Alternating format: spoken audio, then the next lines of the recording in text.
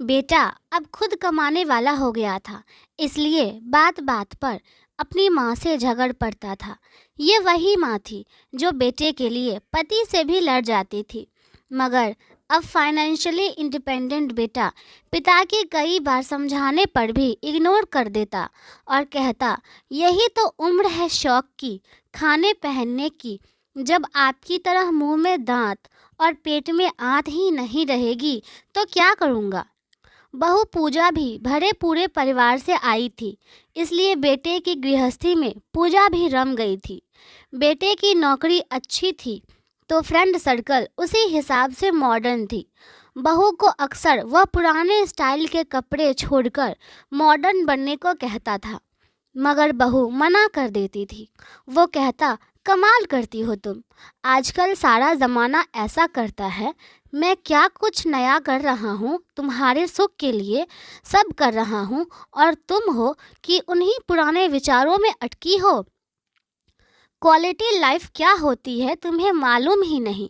और बहू कहती, क्वालिटी लाइफ क्या होती है ये मुझे जानना भी नहीं है, क्योंकि लाइफ की क्वालिटी क्या हो मैं इसमें विश्वास रखती हूँ।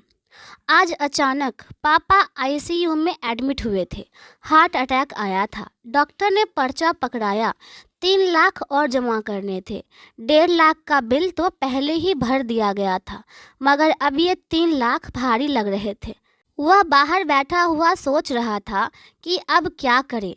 उसने कई दोस्तों को फ़ोन लगाया कि उसे मदद की ज़रूरत है, मगर किसी ने कुछ बहाना बना दिया। आंखों में आंसू थे और वह उदास था।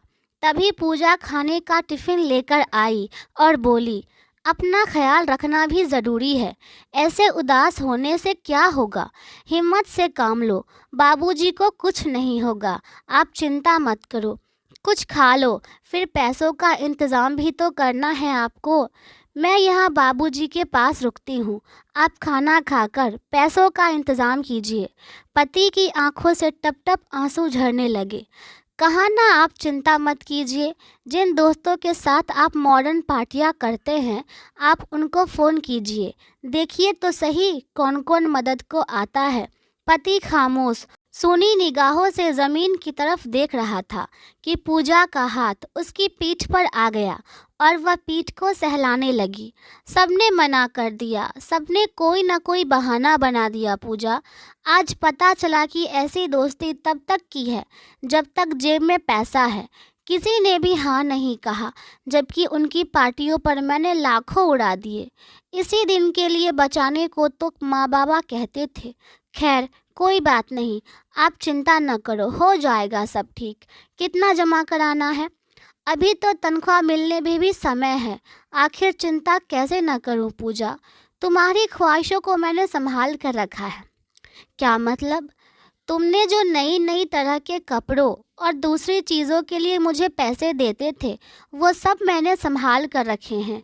माँ जी ने फ़ोन पर बताया था कि 3 लाख जमा कराने हैं, मेरे पास 2 लाख है, बाकी मैंने अपने भैया से मंगवा लिए हैं।